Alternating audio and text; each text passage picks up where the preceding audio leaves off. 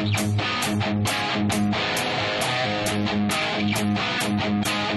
everybody, welcome back to our third installment of our top 100 games of all time. I'm Sam. JT.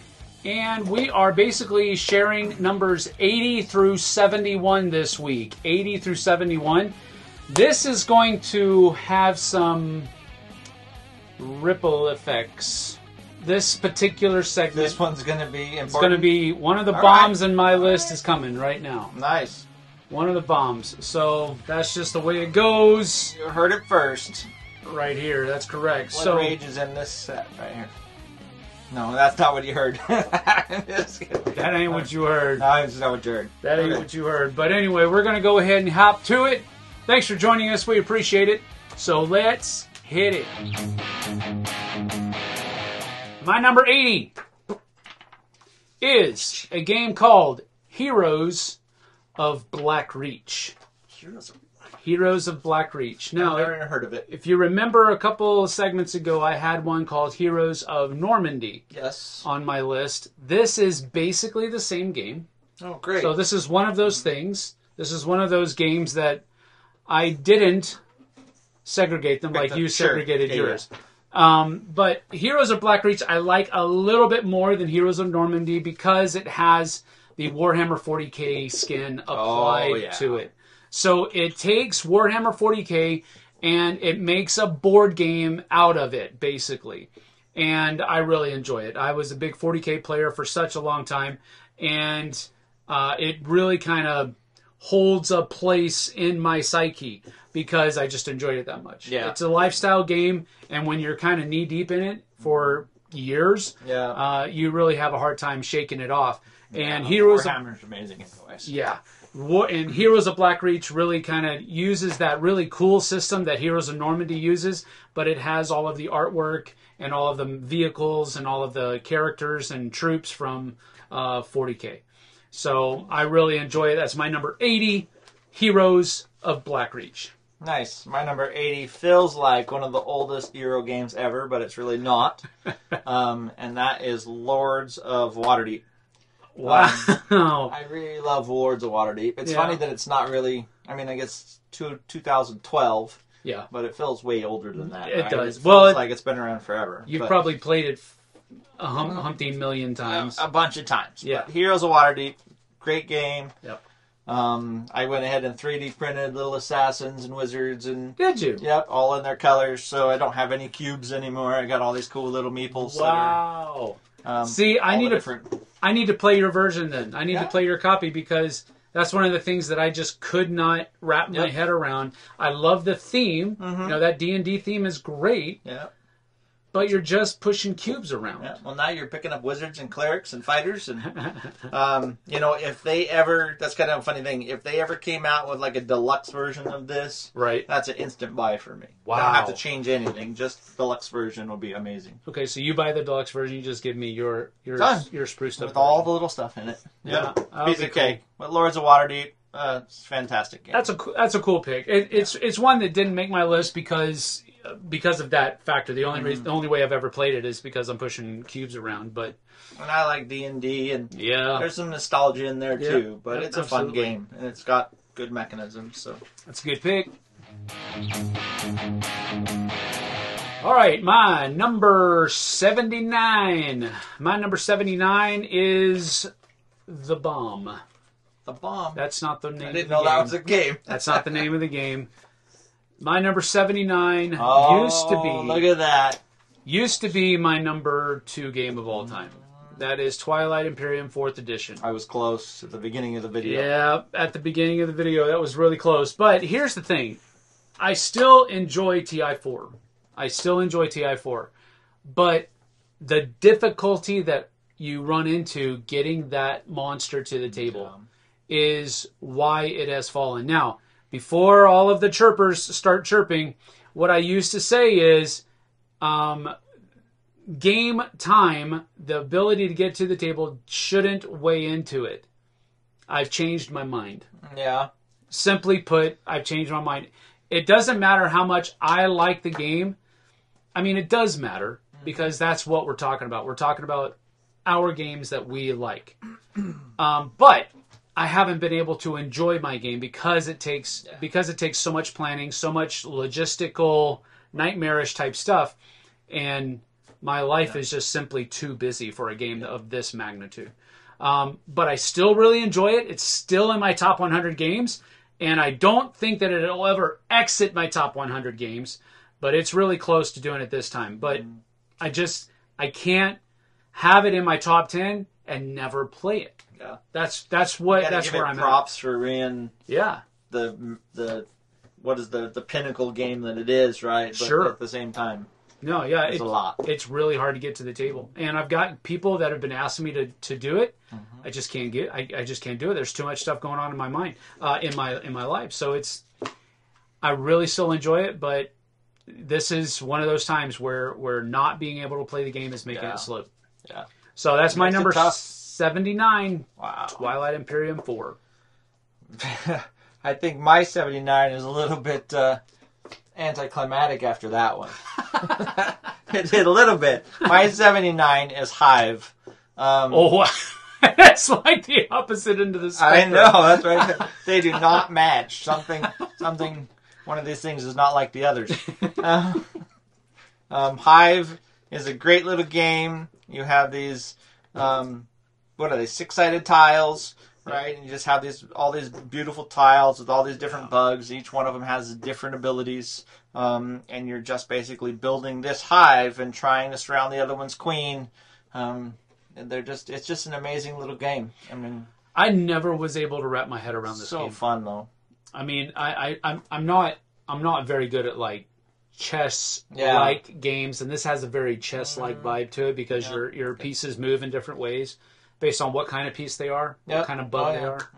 So I've just never really been able to wrap my head around it, and I just always got whooped at it. So I never really. Yeah, and the bugs are so thematic too, right? The spider, he just crawls around nice and slow and creepy like, and the ant, he runs around the outside, and the grasshopper jumps, and the mosquito's cool, right? Yep. He takes everybody else's abilities. So Hive's a really fun 2-player game. I get it. Really cool tiles. No, I agree. It's a great game. I just never was able to wrap my head around it. That's all. All right, my number 78.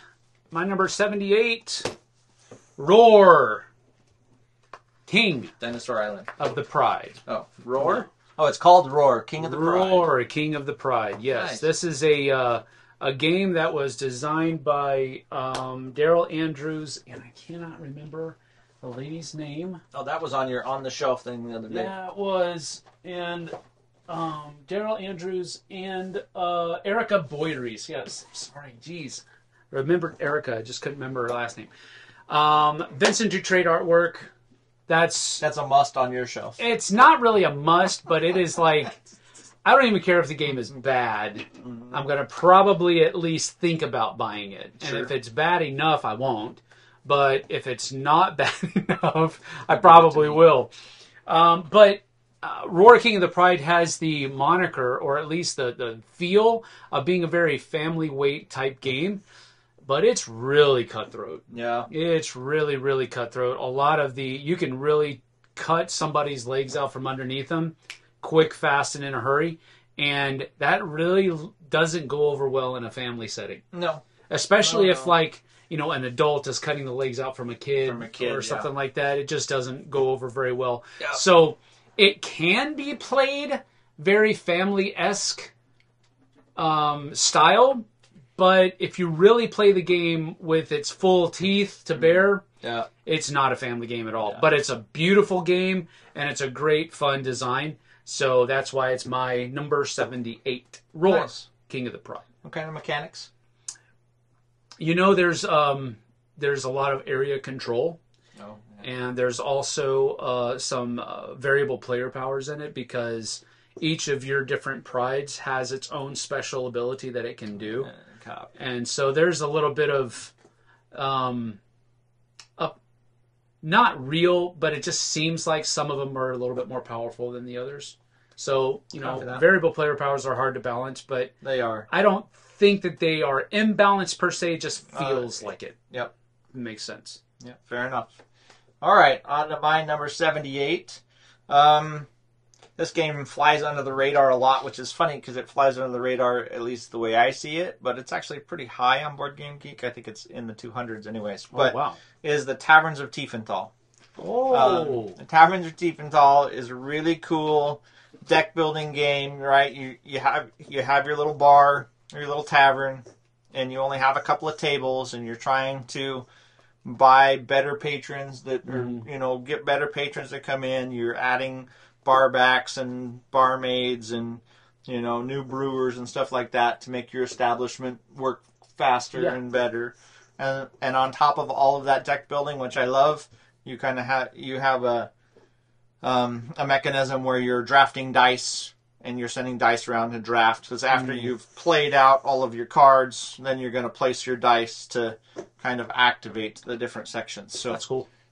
It's really fun. Cool kind of deck building quacks and quiddling birds of deck building kind of. Yeah, deck building instead of bag building. Yeah. Yep. Understood. Cool. That's a cool. I don't think I've ever played that one, but I have heard people talking about it. But you're right. It's you don't hear it. It's really definitely good. Not like top 200. Yeah. I think it's like 270 or something. Oh, I was like flipping through. All right. It's higher than I thought it would be. Right. My number 77 is what I used to politely refer to as gamer bingo, and that is called Rise of Augustus. Rise of Augustus is a Roman themed game where you are basically just trying to score points by finishing different tiles, and the way you finish tiles is by taking like little soldiers or little things and putting them on these different spots, and when you finish it, it's going to score you points.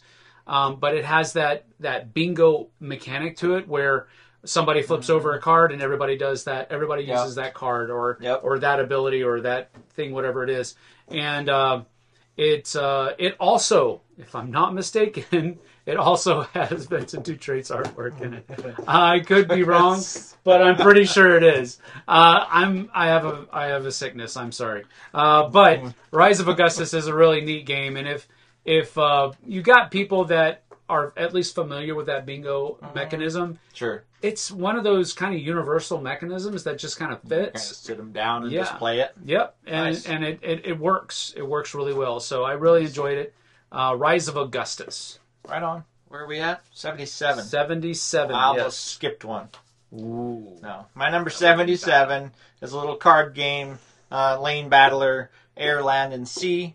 Air, Land, and Sea Critters at War is the one that I have. But such a great lane battler. You have have you played the Air, Land, and Sea? I don't think so. You set out the three. You have an air, a land, and a sea lane, right? And you're playing cards in there to get strengths. And then each of the cards have special abilities. So if I play a card here, it might move a card, or it might flip one of yours over, or it's just constant battle back and forth. But at any time during the match, you can bow out, basically. Say, I can't win this one. And the faster you bow out, the less points the other player gets. Oh. So the longer you wait to give up, the more points they get. So it's this constant. So maybe you don't want to show all your power really quick, because you need them to play into it, right, and get into the fight. And then, so you're going to play, a couple different rounds. I think it's first person to get 12 points wins. I think your max in one hand is 6. Do they have different, are there different versions of the game? Like you said, there's an original Air, Land, and Sea, and then Critters at War, which is like military. Is Air, Land, and Sea like militaristic looking, and then the Critters at War is militaristic too. It's just got the cool little animals, critters, and the got it, bombers, and in the tanks and things like that. I remember. I've never played this, but I do remember seeing it. Yeah. And it has one of the coolest mechanics of some of those. Like you can always play a card over backwards and just get 2 strength. Mm-hmm. But on the other side of that, I might play a card over backwards that says 2 strength over here, and later I plan on playing a card here that's going to let me flip a card over, and that could be a 6. Ooh. And they could just make it jump. Or I might play a card that flips one of yours over and turns your 6 to a 2. Oh. So it's a real fight. Yeah. It's a real fight. Cool. All right, my number 76 is a reached. It's a classic game, and it reached classic status a while ago. This was for a very, very, very long time Tom's number one game of all time, and I never understood why it was his most favorite game, but I do see it for what it is. My number 76, Cosmic Encounter.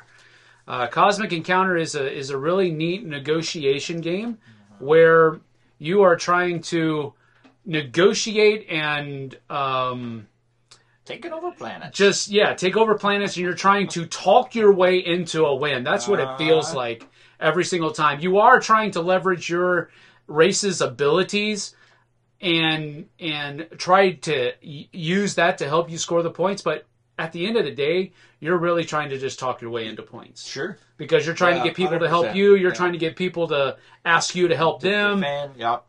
So it's really a good negotiation game, and it's got a really neat card play that goes along with it as well, because it's card-based conflict resolution where you have a certain number of ships on your planet, and those all equal combat strength, but then you can add cards to it. You can play boosters to it. Your teammates can play boosters to it.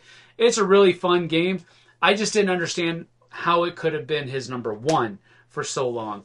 That's what I didn't understand. He likes negotiation. He does. He likes that table presence. He likes lying to people. He likes lying to people in games too. I give him a hard time about that every time. Where does the 2-player game? You don't have to tell me where it fits, but where does Duel fit? Duel does not fit into my top 100.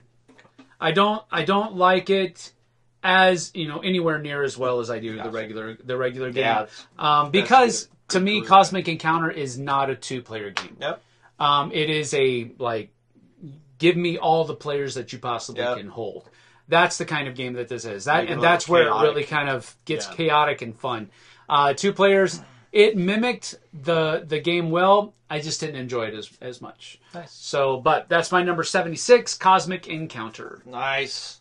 Good one. My number 76 is a Burnt Island game. They make the best. No, some of the best. Anyways, that's In the Hall of the Mountain King. In the Hall of the Mountain King is an awesome game, right? You've been kicked out of your mountain. Your trolls, you're trying to get back in. Yeah.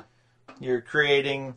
Your trolls come with, different resources. Boy, that's a hard word to remember when you play a lot of board games. Resources. Sorry. But your trolls come with different resources, and then they have this cascading effect that as you get more trolls, you're actually building this pyramid of 10 trolls. Mm-hmm. And then when you play your last troll, that's basically going to end the game when the pyramid's complete. But as you play above the other trolls in the pyramid, every troll below them is going to generate the resource that's on them. So you have to kind of pick where you're going and what you're doing. And if they already have resources on them and you haven't spent them, then you can't generate any more. That's cool. And the whole time you're just really building a cavern back into the mountain. And you're trying to build statues as close to the center of the mountain as you can, because that's where you get the most points. So, but it has some really cool mechanism. It's really fun. I need to play this game. I haven't played it, but it has. I haven't really ever looked at it except for the title, and I always thought it was a dwarf game. Nope, it's Trolls. Yeah, Trolls going in.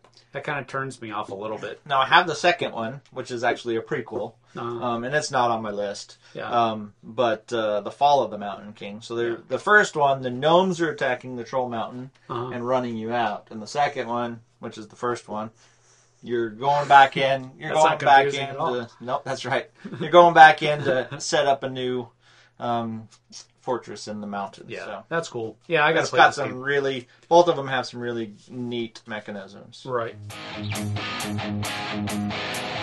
All right, my number 75 is a game from Johnny Pack. Nice. That is a fistful of meeples.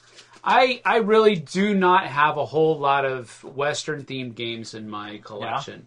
Yeah. And usually the ones that I do have are smaller, because I think the Western theme is cool and it's neat, but I've found that the bigger Western themed games are heavy. like Great Western Trail and Carson City, and all those things. They're super heavy games, and I'm not a huge connoisseur of heavier Euro games, but these smaller games are really cool. And a Fistful of Meeples is really that way. It uses a Moncala mechanism where you can take your dudes and move them as far along the path as you want. You just can't. You can drop them off in different places, and they do different things depending upon the kind of building that you put them in. It's a really fun game, and I've really enjoyed it all. It's got a pretty cool high component quality, and it's got pretty good graphic design as well. So it's just one of those. It's a small little game. It's one of those backpack games that you could take almost anywhere, and it's a really satisfying experience. So I've really enjoyed it since I picked it up. Picked it up at Essen, I think, a while ago. Nice. So a Fistful of Meeples in one pocket, Hive in the other. You're good to go. Yep, that's pretty much it. I don't know about the Hive part, but take Fistful of Meeples with you. Nice, awesome. Great pick. Okay, my number 75, which is kind of a funny thing. So far in the first two lists, I had one 2023 game in each one. And apparently I put one in this one too. So my number 75 is Scarface 1920. Yes. Yeah, 75. I almost thought I was on the wrong number. Nope. Scarface 1920 is a really cool game. Talk about... gangsters are always awesome anyways. I like the whole gangster, Al Capone, that kind of stuff. That's all super fun anyways. But the theme of the area control, the buying guns and selling guns and, having your rum runners bring the alcohol so you can sell it in your neighborhoods and coppers chasing you around and all that kind of stuff is super fun. Yeah, it is. It's really fun. Super high component quality. Super high component quality. Even if you don't have the deluxe stuff, which you do. Which I do. But even without the deluxe stuff, I do wish the cards were a little thicker. Yeah. And they're big cards, too. So I still haven't sleeved mine because I got to find the right sleeve size. Ooh. But because they are a big sleeve. Yeah. And just the fact that all of the different cards that you're adding to your deck, you're not adding a lot of cards to your deck, just a couple throughout the game. But each of those characters has their own personality, they're very specific, and they're just really cool. So love it when games do that, man. Yep. Because it just adds that extra layer of me to the table. It's I'm not just some vanilla dude. I am this dude and his group of people. I like that. And the asymmetric powers of each of the bosses are so different. Yeah.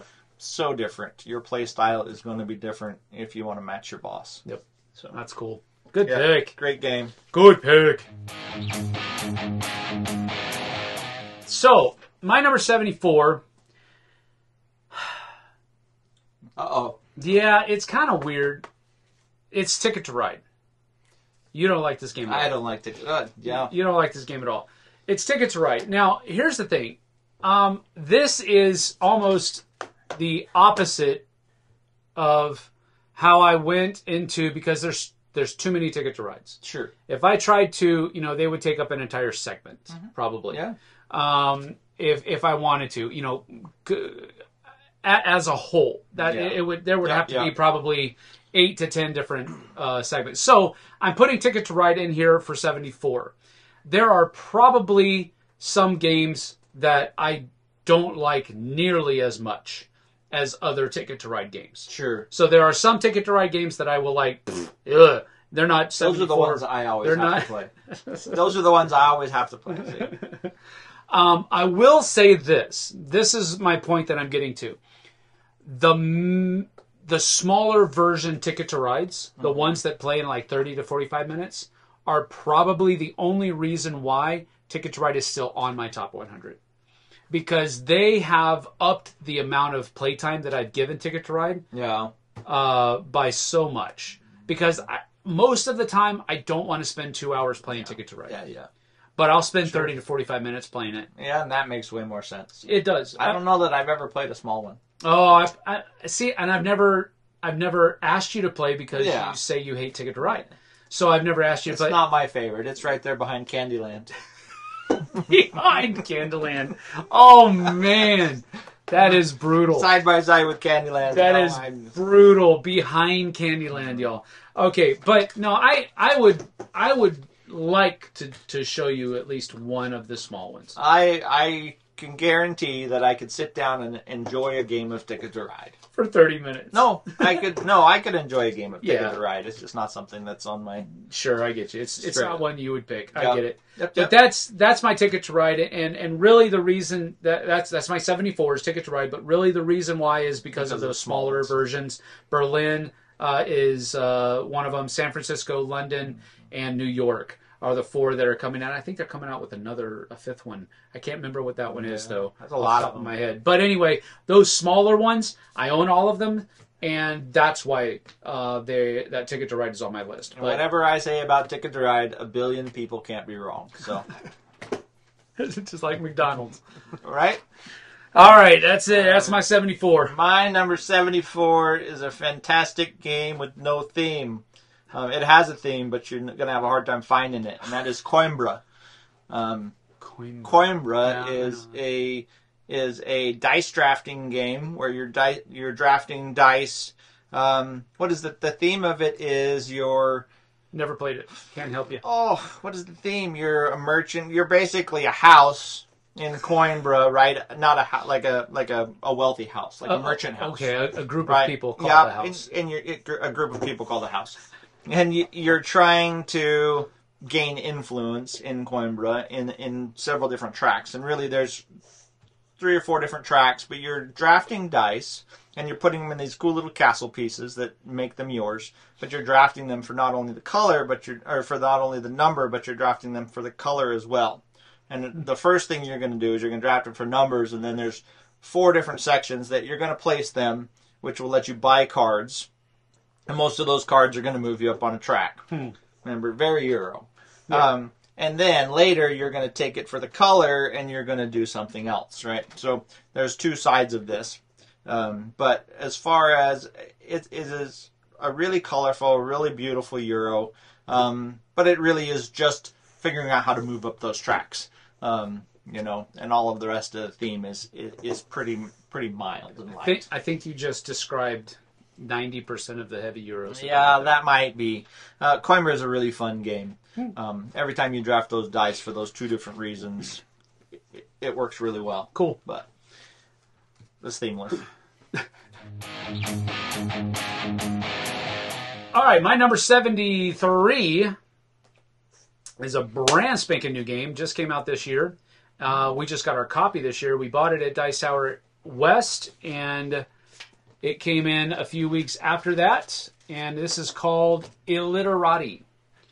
Illiterati is a word game, but it is a cooperative word game, and you're working against the game. And you're trying to stop this group of bad guys called the Illiterati that are trying to burn all of the books and all of this kind of stuff. And you're trying to salvage the words and you're trying to salvage the books before they can burn them. And the way you do that is by completing books. And the books are basically goals. You need to make this number of words that have to have this many letters in them. And they have to have this kind of subject category. Mm-hmm. And so if you're able to do that, you've completed that book and you've saved that book from being burnt by the Illiterati. But they're also going to be attacking you and destroying some of the words that you've built and destroying some of the letters that you can use to build words and stuff like that. It's a really fun game. And it's a word game where the theme actually mattered and made sense to how you were playing the game. And that's one of the reasons why. My stepson Dante and my wife Jessie, they played it at the booth at Dice Tower West. She was excited about and that. And she loved it. Dante loved it. He was excited so too. She was like, that was like the one game from Dice Tower West that said, can we get this Jess and take it said, home? I'm taking that one. So we went ahead and did it, and it's a great game. I went into it very lackadaisically because I was just like, who cares? It's a word game. Right. They're huge readers, so I was expecting to be the doof at the table. Yep. But I wasn't. Right. It's not one of those games, one of those word games where you are only good at it if you have a tremendous vocabulary. you can actually make a book with Joy, Boy, Toy. Yes, you can. You can you can. It just depends on what book you're getting. But the other thing that I liked about it, and this is important, it actually has rules that battle against the alpha player problem. Because if you have one person that has too many words around them because they're taking all, I need to use that, and they're doing everything, then they're actually going to cause more attacks from the bad guys, which will take away some of the letters that you're doing. And so it battles that thing. So you have to make sure that everybody's kind of spreading out the words that they're building. So I really enjoyed it. It's a great game. Number 73, Illiterati. Very nice. Very wordy. All right, my number 73 is a fantastic game called Small World. Oh, yeah. Nobody's ever heard of Small World before, but such a great game. I don't even know where to start. We've all loved Small World for so long, but just the different combinations of races and abilities and all that kind of stuff. I know, it's gorgeous. You have like all of these. Like I got all of the power packs and stuff like that when they were still in the little booster packs. Oh, really? Yeah, when they first came out. Like they're Small World's just a great game. I don't even know. I'll always play it. And always love it. Have you done the World of Warcraft? I have not, no. You haven't? Mm-hmm. That's pretty cool. Did you like World of Warcraft? I do, yeah. You probably would like it then. You probably would enjoy it. It has all of those races that come with World of Warcraft. But it has a modular board, right? Does that have a modular board, or is it a static board? I can't remember. Huh. I don't think it's modular, but you can do teams. Oh, you can do teams in Small World of Warcraft. All right, my number 72, brand new game from Capstone Games, a 2-player game. I saw his answer. Called Beer and Bread. I highly like your pick. I highly like your pick. Beer and Bread is a fantastic 2-player game. It really is. It really has a lot of back and forth going on with it, but you're basically trying to do the same thing. It's one of the few games that has that mechanism where your lowest point is your final score. Yeah. It's one of the few games that I like that has that mechanism that I actually enjoy, because I always have a hard time balancing my gameplay to where even if I do have the lower score is only a couple points off of my higher score.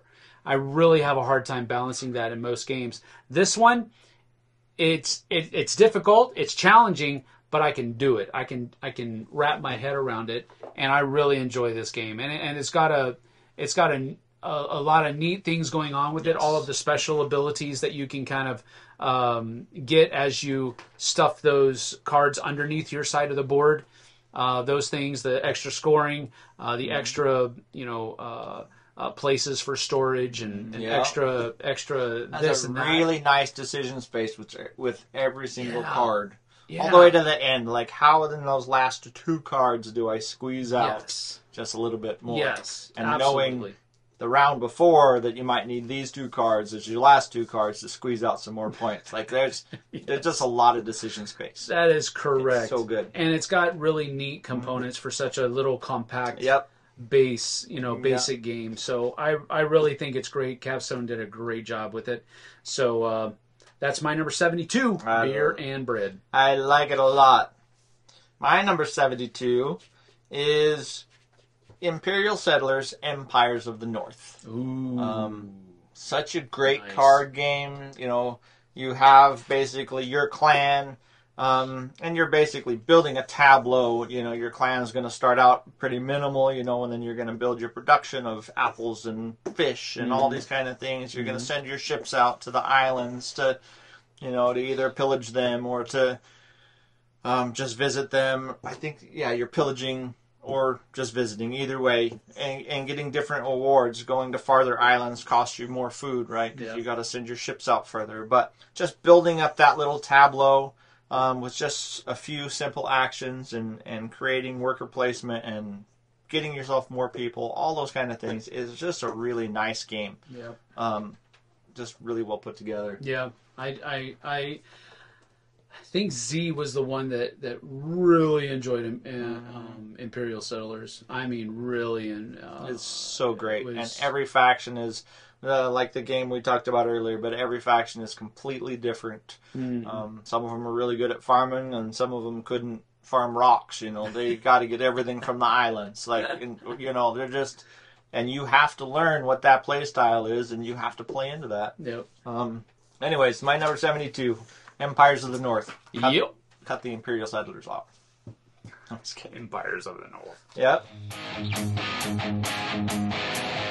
My number 71 is, I think, was a game that was already on one of your segments. Yep. Called Cascadia. And so everything that my compatriot here said about it is absolutely true. It's one of those games, and we talked about it a little bit back then when we were going over it with you, but it's one of those games that it seems like it's too much until you start playing it. And then it's like, oh, it's just choose this tile and this animal token and place it into my stuff. And then I'm trying to build up and I'm trying to score these different animals the way they're supposed to be scored. And I know, you have 5 different animals out for each game, I think? Something like that? I don't know. Five or six. 5 or 6 animals? Right off the top of my head, I don't remember 6. And each of them score differently, and to some people, that might be just too much. There's 6 different ways to score? What? But it really isn't. Every single time. The nicest thing about it, I don't mean to interrupt. No, the nicest thing about it is you have your small board, right? Yep. But you only have 3 places to place, right? You only have 3 places to place plus the tile you're getting. So your decision space is small enough that you can focus little at a time. Right? Yeah. You don't have to see the whole board all the time. Right. You're focusing on these little groups. Yep. And they just flow together. Yeah, they do. And it I think one of the things that it really does is it pulls people in, especially up here in the Pacific Northwest. Mm-hmm. It pulls people in with that nature theme. Yep. It pulls people in with the different animals. It pulls people in by building your own ecosystem and all that other kind of stuff. And people are willing to kind of get past that, that looks like a lot, because they're so interested in the theme. And it looks so good on the table. I mean, there aren't really flashy components, no, but it just has a great table presence. Yep. And this has gone over like gangbusters. It's my wife's probably my wife's favorite game, and so that plays into it. We do play it a lot. The funny thing about it is if you had, anytime you're sticking your hand in a bag all the time to pull out components, those little wood discs are really nice. Like if those were made of cardboard, I don't think this game would have gone over like half as well as it did. Because they're gonna wear out. They're gonna wear out. Yeah, but those wood discs are really nice. Yep. Just the components are nice. Very cool. My number 71, Cascadia. Excellent. That might be the best game on this set. No, I'm just kidding. This is definitely the best game on this set because it's the last one. Wow. No, I'm just kidding. My number 71 is a heavier game with a great theme, and that's Dungeon Pets. Oh, okay. Dungeon Pets is a fantastic game. Your whole job is to go out, get these little baby pets, and sell them to the dungeon masters. Have them poop all over your place. Yeah, you got to have the right pens for them. You got to clean up their poop. What were you, Pecuna Day, whatever. Poop's money, man. Pecunia non ole. That's money right. does not stink. Oh, money doesn't stink, and it makes money. No, I don't know how that works. But anyways, you might have to, if you have to play with them, you might have to send one of your little imps over there to take time. But the really cool mechanism is when you start, you've got you're hiding your bidding ability in imps and money, so that when you go out to place on the board, it's going to go by how you bid. So you could bid really heavy and only get a couple of spots, or you could spread it out a bunch and try to get a bunch of spots. But it all, trying to keep the food for them and them in the right pens and everything else. It's pretty brain burning. No, it is. It's a lot of fun. It is. I think, what was it? There was like there were 2 games that were very similar. One was like Paris and like fashion show, putting on fashion shows in Paris. Mm-hmm. It's right on the tip of my tongue. I can't think of it. But then Dungeon Pets, and they were very similar in what you were having to do during the turn, but the 2 themes were like... 2 themes are so different. So different. And the same person taught me both of those games. at one of the Dice Tower West. I think back when it was still MeepleCon. But I've only played Dungeon Pets one time. I love it so much. But I remember how grindy it was. Oh, it's tight. Yeah, I remember how grindy it was. But that's a good pick. It's a good pick. Yep. Right on. All right, well, that is our 80 through 71. That's going to be it for this week. Next week, we'll have numbers 70 through 61. We're coming up on midway. So what do you think so far? How's it going? We have some good games coming in the future, I think. I don't know about anything so far. You got that right. You got that right. You got some really good games. We've had some really good games. Yep. So I don't know if they're all everybody's games, but we've had some really good games. So. Nope, all games are not for all people. That is for sure. Yep. That's why we're doing this list, because his list is probably going to be perceived as better than mine. Different than yours. No, better than. That's what people usually do. I have the bad list. Well, even when I was with Tom and Z, I was always the worst list. Is mine the mainstream list, and yours is the real board gamer list? No. Nope. Don't think so at all. But hey, we'll see how it goes. Just proves there's 200 good games out there to play. That is true. That is absolutely true. All right. Well, thanks you guys for joining us. We appreciate it. We're going to get on out of here, but we'll see you bright and early next Wednesday morning at 9 o'clock, because that's when these are going to be dropping. We'll see you guys and gals on the flip side. Thank you. Take care.